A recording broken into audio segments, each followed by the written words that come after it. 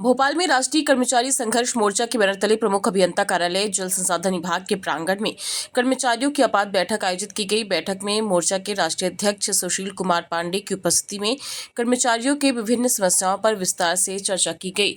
इस दौरान सर्वसम्मति से निर्णय लिया गया कि जब तक कर्मचारियों की लंबित मांगों का समाधान नहीं होता तब तक संघर्ष मोर्चा निर्णायक लड़ाई लड़ने के लिए तैयार रहेगा। मोर्चा के राष्ट्रीय अध्यक्ष सुशील कुमार पांडे, राष्ट्रीय महासचिव श्याम सुंदर शर्मा, कानूनी सलाहकार भैरव सिंह रजक और अतिथि विद्वान मायाराम अटल ने बताया कि कर्मचारियों की प्रमुख मांगों में एनपीएस पेंशन प्रणाली के स्थान पर पुरानी ओपीएस पेंशन लागू करना, उच्च समयमान वेतनमान से जुड़े लंबित प्रकरणों का तत्काल निराकरण करना तथा कर्मचारियों को एरियर राशि का ब्याज सहित भुगतान करना शामिल है। इसके साथ ही जल संसाधन विभाग में लंबे समय से एक ही कार्यालय में पदस्थ कर्मचारी दिलीप पाटिल के तत्काल स्थानांतरण की मांग भी कर्मचारियों द्वारा उठाई गई है। कर्मचारियों का आरोप है कि वर्षों से एक ही स्थान पर पदस्थ रहने के कारण विभागीय कार्यप्रणाली में अनियमितता और भ्रष्टाचार की स्थिति बन गई है।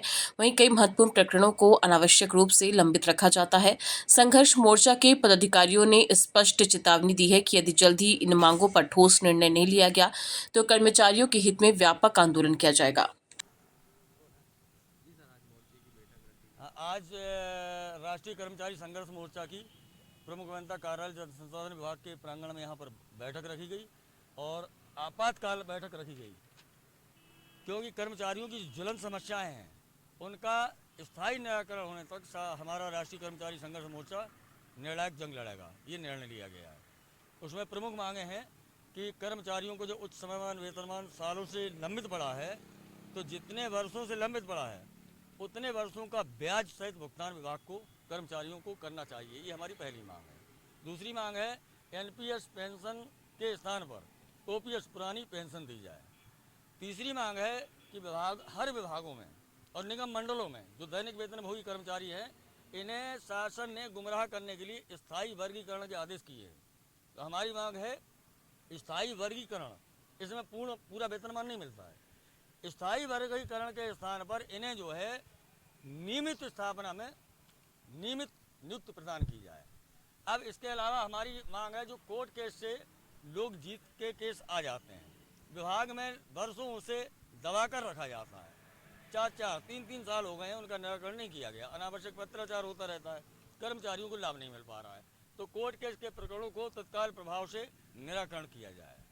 इसके अलावा जो है अनुकंपा नियुक्ति, जो बड़ा ही इस पर तो दया भाव करके जल्दी करना चाहिए, लेकिन हमारे जल संसाधन विभाग में, पीएचई में, पीडब्ल्यूडी में, निगम मंडलों में वर्षों से अनुकंपा नियुक्ति की प्रकरण जो है लंबित पड़े हैं, उनका तत्काल निराकरण किया जाए। अगर ये समस्याओं का निराकरण नहीं किया जाता है और यहाँ प्रमुख अभियंता कार्यालय में जो अधीक्षक दिलीप पाटिल को 20-25 वर्षों से एक ही कार्यालय में पदस्थ हैं, उनकी जगह पे अभी श्रीमती मीरा को पदस्थ किया गया था।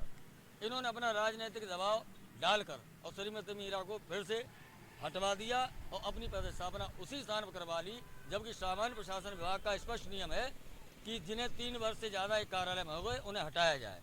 तो सामान्य प्रशासन के नियमों की धज्जियाँ उड़ाते हुए दिलीप पाटिल 20-25 वर्षों के बाद फिर वहीं उसी सीट पर पदस्थ हो गए और उन्हीं की वजह से ये सब समस्याएं आ रही हैं। ना उच्च समयमान वेतन हो पा रहा है, ना अनुकंपा नियुक्ति के प्रकरण निपट रहे हैं। कोर्ट केस के जो प्रकरण आते हैं उन्हें ये दबा लेते हैं और सालों घुमाते रहते हैं। इसमें भ्रष्टाचार की स्पष्ट आशंका है, इसलिए इस व्यक्ति को तत्काल प्रभाव से यहाँ से हटाया जाए। ये प्रमुख मांग है। 8 में जो 8 अतिथि शिक्षक विद्वानों को हटा दिया गया था, उनको हाईकोर्ट ने स्टे दे दिया है, उन्हें पुनः रखा जाए।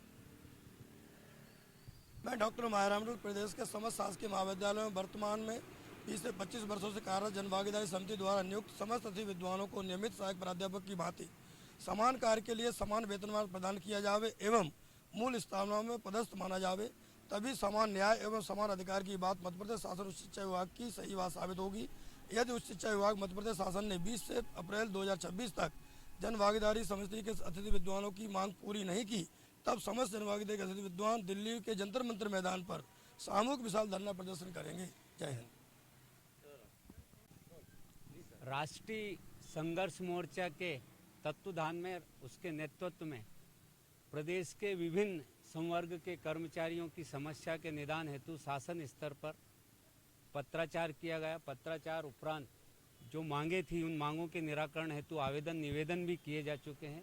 आज एक आपातकाल बैठक करके निर्णय लिया गया है कि जितने भी पत्राचार किए गए हैं उन पत्राचारों के संबंध में शासन स्तर पर, विभाग स्तर पर जो समस्या का निदान नहीं हुआ है उन समस्याओं का निदान अतिशीघ्र हो, और अगर ये निदान नहीं होता है तो संयुक्त मोर्चा एक बैठक करके एक रणनीति बना के अपनी मांगों को विभिन्न संवर्ग के निगम मंडल और अन्य संवर्ग के जो कर्मचारी हैं उनकी मांगों के निराकरण हेतु संघर्ष करेगा।